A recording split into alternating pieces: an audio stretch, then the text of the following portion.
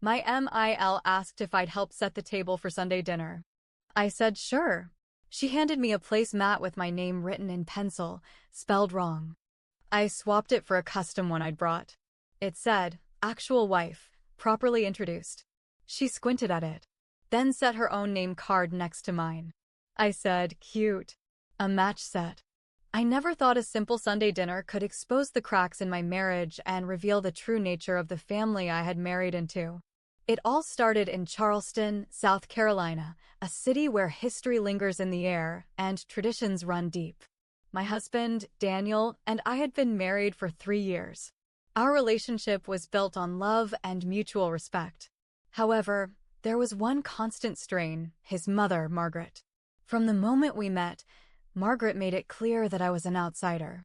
She would often forget my name, introduce me incorrectly, or make subtle jabs at my expense. Daniel always dismissed it as her quirky nature, urging me to overlook her behavior. Margaret was a quintessential Southern matriarch, deeply rooted in tradition and appearances. Her home was a testament to her status, a grand antebellum house on the Battery, overlooking the Charleston harbor. Every Sunday, she hosted a family dinner, an event that felt more like a royal gathering than a casual meal. Attendance was mandatory, and any deviation was met with passive-aggressive remarks and icy glares. One particular Sunday, as the oppressive summer heat gave way to a cooler September breeze, Daniel and I arrived at Margaret's residence. The house was bustling with activity. The aroma of roasted meats and freshly baked bread wafted through the air. Margaret greeted us at the door, her eyes scanning me from head to toe, undoubtedly assessing my attire. "Darling," she drawled, her voice dripping with saccharine sweetness, "would you be a dear and help set the table?" Of course, I replied, eager to find favor in her eyes. She led me to the dining room, a grand space adorned with crystal chandeliers and an expansive mahogany table that could seat 20. On the sideboard, a stack of placemats awaited. Margaret handed me one, and I noticed my name scrawled in pencil, misspelled. A pang of frustration surged through me. This wasn't the first time she had misspelled my name, but I had always brushed it off as an innocent mistake. This time, however, felt deliberate. "Actually," I said, reaching into my bag, "I brought my own placemat." Margaret's eyebrows arched in surprise. I unfolded the custom placemat, embroidered with the words, "Actual wife, properly introduced." She squinted at it, her lips pursing into a thin line. Without missing a beat, she placed her own name card next to mine. "Cute," I remarked, forcing a smile. A match set. The dinner proceeded with the usual pomp and circumstance. Margaret dominated the conversation, regaling tales of her social exploits and subtly undermining me at every opportunity. I remained composed, responding with grace and refusing to let her barbs penetrate my armor. However, the placemat incident ignited a spark within me. I realized that enduring Margaret's passive-aggressive behavior was no longer an option. It was time to assert myself and reclaim my dignity. Over the following weeks, I devised a plan. I began by researching Margaret's social circles, understanding the dynamics and hierarchies that govern them. Charleston's society was a delicate web of traditions, and any disruption could send ripples through the community. I discovered that Margaret was vying for the presidency of the Charleston Ladies Society, a prestigious organization that held significant sway in the city's social scene. The election was approaching, and her reputation needed to be impeccable. Seizing the opportunity, I reached out to several influential members of the society, inviting them to a charity event I was organizing for a local children's hospital. I positioned the event as a collaboration with Margaret, emphasizing her commitment to philanthropy. Margaret was initially unaware of my involvement. When she caught wind of the event, she was cornered. Declining participation would make her appear indifferent to charitable causes, jeopardizing her bid for presidency. Reluctantly, she agreed to co-host. The event was a resounding success. The local press covered it extensively, highlighting Margaret's dedication and, by extension, mine. Our collaboration became the talk of the town, and for the first time, Margaret was publicly associated with me in a positive light. However, the true coup de grace came during the Society's annual gala. As the evening unfolded, I took the stage to present a special award to Margaret for her contributions.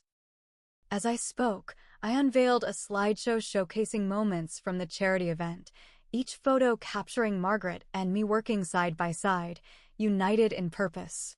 The audience applauded, and Margaret had no choice but to embrace the narrative. In that moment, the power dynamics shifted.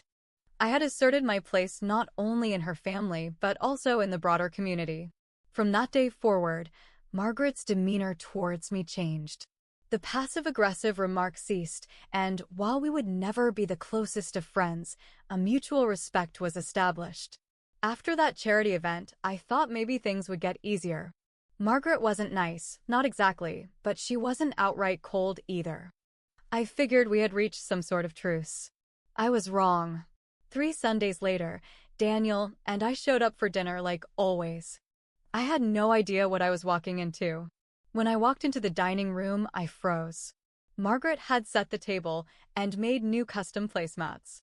Everyone had one. Gold script on cream. Fancy. Hers said, matriarch. Daniel said, firstborn. His sisters said, only daughter. Mine? Mine said, guest. Just that. Nothing else. Guest. I looked at it for a full 5 seconds, like maybe I read it wrong. I didn't. It was on purpose. I could feel her eyes on me from across the room. Waiting. Watching. I said nothing. I quietly picked it up and walked to the kitchen. Daniel followed. He didn't understand at first. It's probably a joke, he said. Or a mistake. It's not a mistake, I said. She knew exactly what she was doing. He didn't defend her after that. He stood there, silent. That silence told me everything I needed to know. I didn't eat dinner. I told them I had a migraine and went home early. That night, Daniel and I had our first real fight. Not yelling. Worse, quiet. Cold. Distant. He said I was making it a bigger deal than it was. I asked him how he'd feel if my dad handed him a placemat that said visitor. He didn't answer. I spent the rest of the night on the couch. Not because he told me to, but because I needed space. From him. From the feeling that I'd married into a family that didn't want me. But I wasn't going to let it slide. I started digging. I found out Margaret's ladies' group was more than garden parties. They were involved in museum boards, historical foundations, and city planning events. She was trying to secure a seat on the board of the Charleston Historical Preservation Society, a huge deal in this town. And guess who worked in the same circles? My boss. At the museum, I'd been curating exhibits for the past 2 years. So I started dropping her name, subtly, professionally, in the right rooms. People started to ask me questions about her. I didn't lie. I didn't exaggerate. But I told the truth. I told them about how she treated me. Not in a ranting, emotional way. Calm. Matter of fact. The woman who would represent Charleston history couldn't even get her own daughter-in-law's name right. Word spread. I didn't plan it that way, but once it started, I didn't stop it. A week later, I got a call from her. Not Daniel. Not anyone else. Her. She asked if we could have lunch. Just us. I showed up at a cafe downtown. She was already there. She looked different, not in appearance, but in posture. Smaller, maybe. Tired. She didn't apologize. Not really. But she asked me a question I never expected. Why do you hate me? I laughed. Quietly. I don't hate you, I said. I just finally stopped letting you step on me. She sat still. Not defensive. Not smug. Just still. Then she dropped the bomb. You know Daniel might leave you over this, right? I stared at her.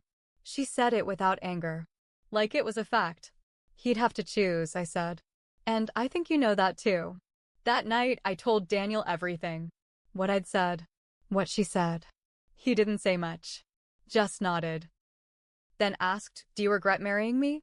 I looked at him for a long time. I regret not seeing it sooner, I said. How much you're still tied to her.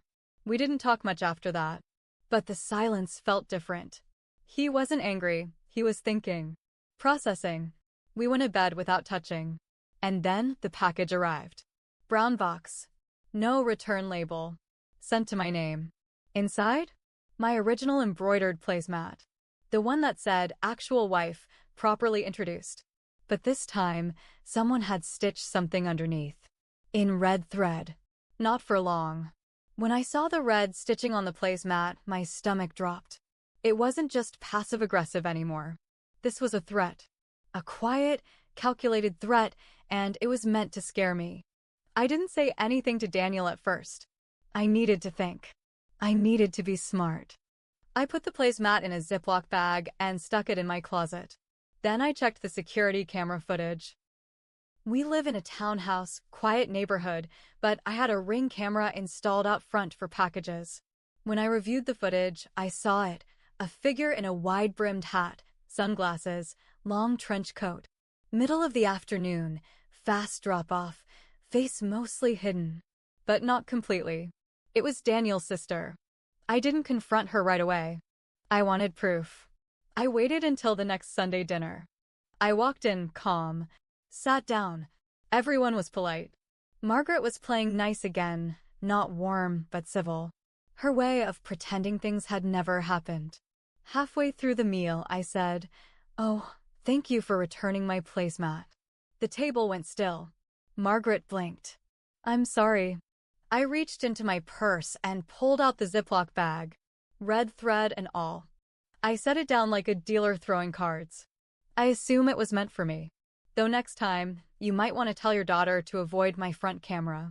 Her daughter, let's call her Blair, choked on her wine. She started stammering something about it being a joke. Margaret looked at her, then looked at me. "I had nothing to do with that." "Maybe," I said. "But you raised someone who thought this was funny." That night, Daniel and I had the ugliest fight yet. He accused me of setting up his family, of being cold, of trying to tear everyone apart. I asked him what he thought marriage was. If he thought I was supposed to just keep showing up while his mother and sister treated me like trash. He said, "They're my family." I said, "And I'm your wife." Silence. He slept on the couch this time. The next day, I got a call from Margaret's church. Not a place I ever stepped foot in, but apparently the story was spreading. Not by me. Someone else had shared the placemat incident. The embroidery. The camera footage. Blair denying it. Now people were whispering.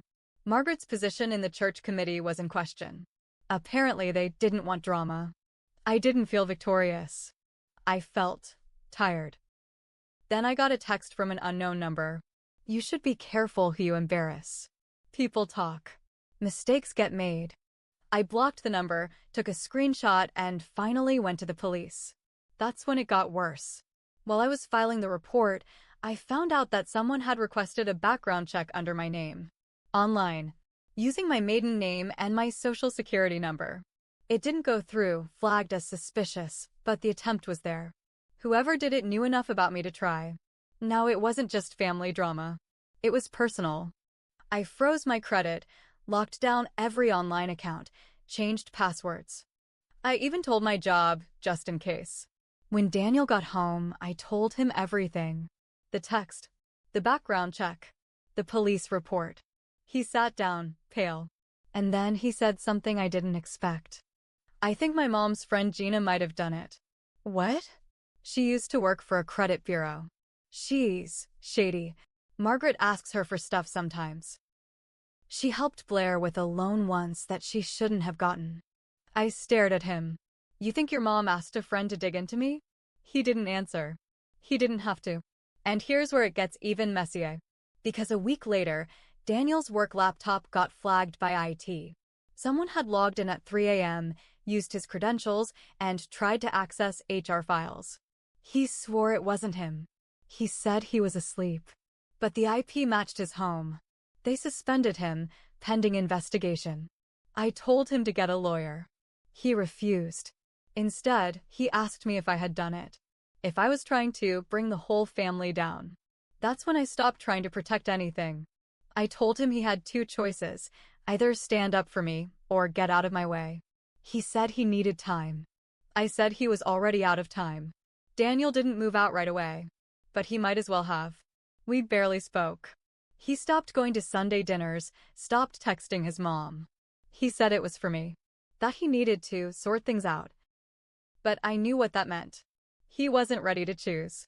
He wanted to wait it out, like time would make it easier. Then, everything broke open. The Charleston Historical Preservation Society sent out a newsletter. Standard stuff, upcoming events, donation goals, and a public list of new board candidates. Margaret's name wasn't on it. Instead, mine was. Someone had nominated me. I didn't ask for it. My boss had done it quietly, respectfully, and apparently with full support from other members who had seen the way Margaret behaved in public. Her tantrum at the last society brunch, over her name card being spelled wrong, ironically, had gone viral in a private Facebook group. She wasn't just off the list. She was blacklisted. When the news hit her social circle, everything crumbled. Her spot at the church was already shaky, her ladies' club vote was delayed, and the whispers turned into full stories. Verified stories. With screenshots and photos. I didn't spread them. But I didn't stop them either. One afternoon, a courier dropped off a box. No label again. Inside, burned pieces of a placemat. Mine. A note. Hope it was worth it. I turned it into the police. Again. They said they'd add it to the report, but without proof of who sent it, there wasn't much they could do. So I made my own kind of proof. I invited Margaret, Blair, and Daniel to a public cafe downtown, same place Margaret once asked me if I hated her. I booked a back booth. Quiet, but wired. My friend worked in local journalism.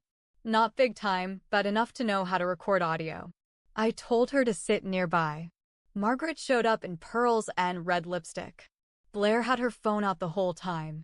Daniel looked like he hadn't slept in days. I didn't start soft. I got the burn placemat. Want to talk about that? Margaret didn't blink. You burned this family first. Blair muttered something about me being dramatic. I looked at Daniel. He said nothing. So I dropped everything on the table. Photos. Screenshots. The note. The police reports. The ring cam shot of Blair delivering the first package. Then I said one thing, loud and clear. If anything else happens to me, even a scratch, this all goes public. Blair laughed. You think anyone cares? My friend stood up, walked over, held up her press badge. They went silent.